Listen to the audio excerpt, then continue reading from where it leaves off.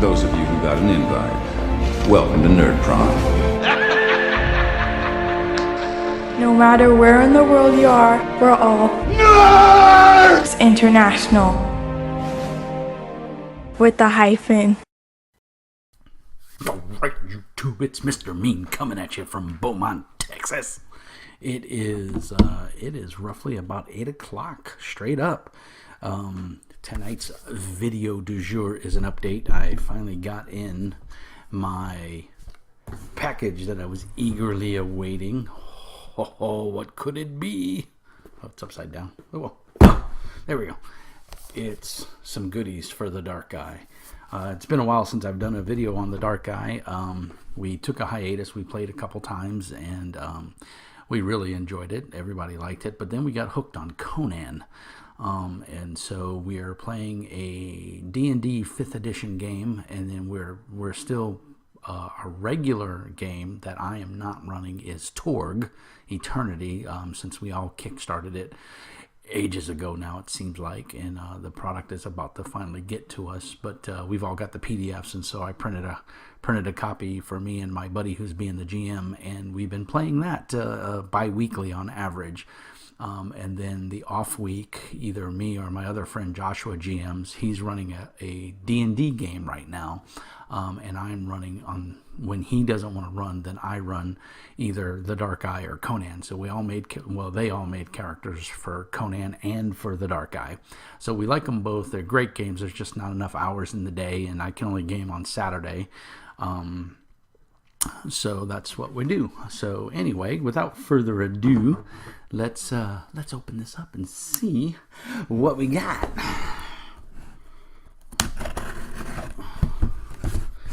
The post office delivered pretty late tonight, or I would have done this video earlier.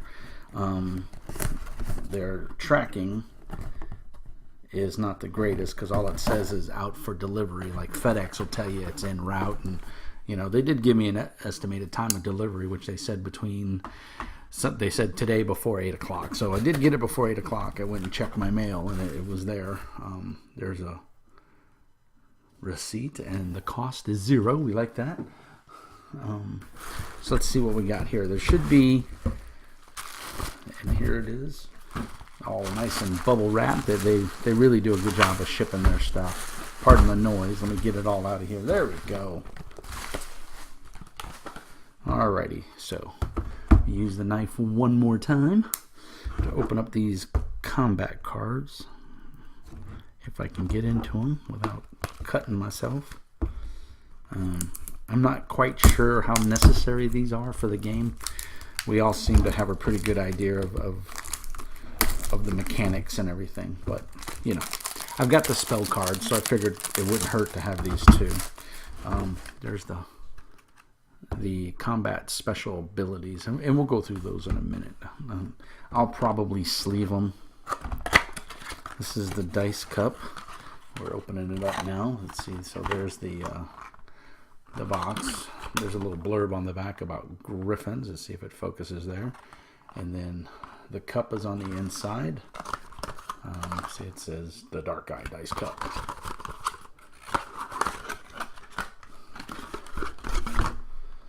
Oh wow, it is actual leather. Look at that. Oh, and there's they individually wrapped all the dice. Can you believe that? That's funny. And that's pretty nice, and it is leather. It's even got that leather smell. There's the Dark Eye symbol, and then there's the griffins with the Dark Eye. So, and you can see it's got a little stuff on it and fits on nice. That'll serve us for years to come. And they literally did individually wrap all the dice. So let's see, we got 6, 8. So there's 8 attributes in the dice are all different colors, because one of the neat things about this, if you print off the color character sheet from Ulysses Spiel, each one of the attributes is color coordinated. And so the point of that is that you could grab the appropriate die that matches the color. So like say Justity is blue for argument's sake, and then yellow, and then green your 3 attributes, because when you make a die roll in the Dark Eye, you roll 3 dice based off of the 3 governing attributes. And then what you would do is add those 3 dice. Well, you would roll them, and then you would be able to tell which ones are which based on your attributes, because this is a game of roll low. And then if you have any points, and if you have skill adds, which is basically your rank in the skill, then you can spend those points to reduce the die roll. If you, so say you had a 15 in sagacity and you rolled a 19, if you had 7 skill adds, you could reduce that by 4 and make the die roll, so it would count as a success, because all 3 dice need to succeed at the respective target number for the skill or action to count to get a success. And then based on how much skill adds you have left, that's your quality of success, and that determines how well you do things. So the dice are very nice. I'm just breaking them all out here. We'll probably go with the yellow die because it's the easiest to see, especially on these old eyes. A ton of little tiny plastic bags. That's funny. Excuse me. All right, so here's the die. Let me get that up there so you can see it. There's your 20.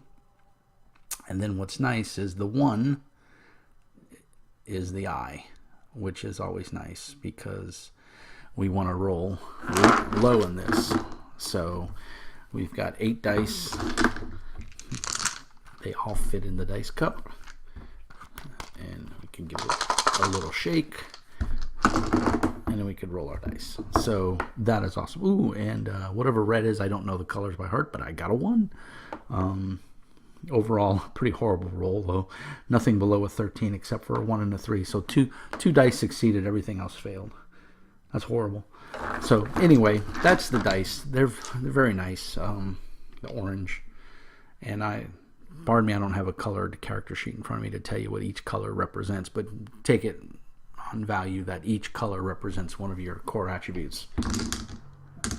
So that's nice. Those will be my dice just for the Dark Eye, which is pretty awesome. And again, there's the case. It's very nice.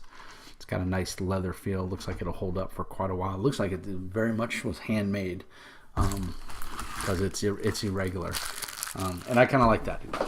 It gives it that rustic look. So the next thing we're going to look at is the Dark Eye Combat and Special Abilities. And on the back it says, this card pack contains all combat and general special abilities from the Dark Eye core rules. It also offers a useful overview of botches and combat situations and includes cards for states and conditions. So, like I said, I'm not a hope, and they're shrink wrapped inside of shrink wrapped. Awesome. So, let's see. Unconscious is a state, and then it tells you a sleeping character is considered unconscious, and a hero who suffers a massive blow to the head might be rendered unconscious as well. Even though the body remains functional, the character's mind is either distracted, seemingly inactive, or otherwise unresponsive. In short, all lights are out. Furthermore, an unconscious hero is incapacitated. See page 36. And then here's a combat special ability, Alertness, which is passive. It's not easy to stay on top of things in the heat of combat. A combatant with this special ability is trained to react quickly to danger. Rules. Receive a bonus of 2 to checks using perception. Detect ambush to notice enemies prior to an ambush or when checking for surprise. Prerequisite is Intelligence 13. Combat technique is all. The adventure point value is 10 adventure points. So, because these are qualities that you can buy as you level up your character, and you can go from there. So, I'm not going to open them up. I'm going to leave them in the shrink wrap.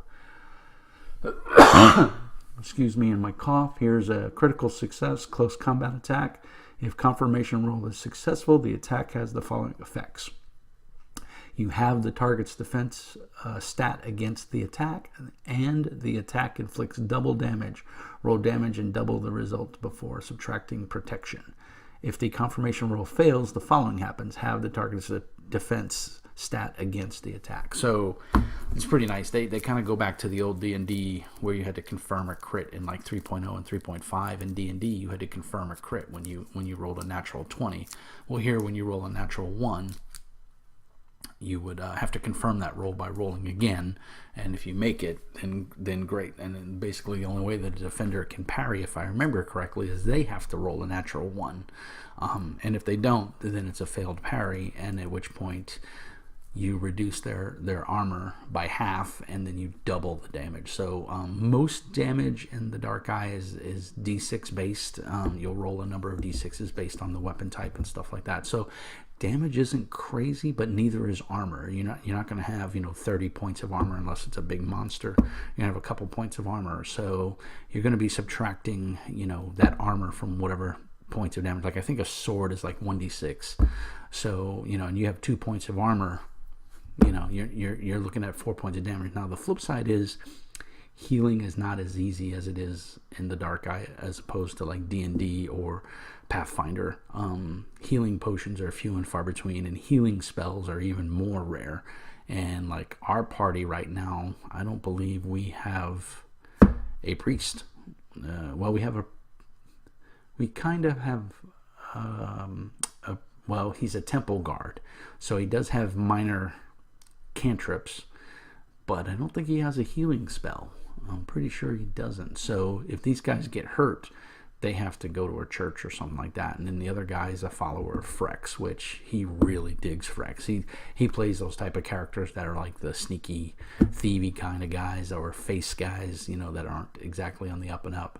And so he really took a liking to Frex, and so Frex has become like one of the main gods in my campaign. He is a main god, but he's one of the first and foremost of the 12 that the players pay homage to.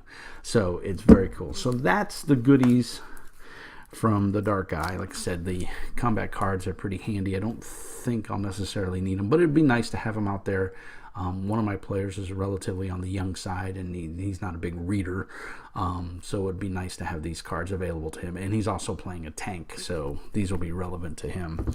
The spell cards are good for my other players because they are the priest, the one temple guard. Like I said, he does have some minor clerical abilities, so that'll be good. So I'll leave these in the box. Very handily dandly, I might add. I'm very impressed with them. If you don't yet have the Dark Eye Softback Travel Codex for players, I can't talk. The Dark Eye Core Rules in the digest size, I guess is what you call it. This is phenomenal. It is everything that is in the core book laid out just as well. It's just in a small form factor, and it's nice to throw this on the table, keep my nice hardback book for me, and let the players flip through this, or vice versa.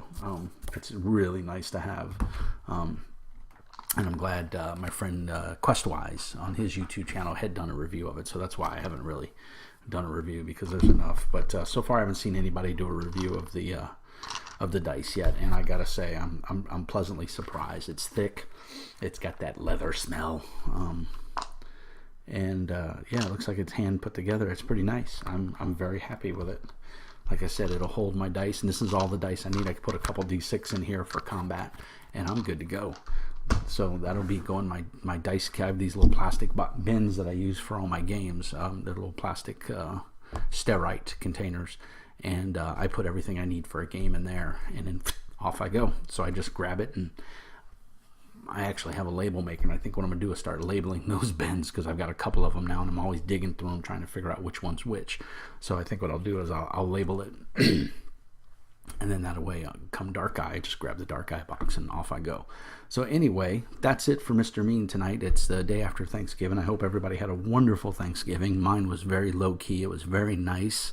We relaxed, and I smoked a turkey. It came out really well.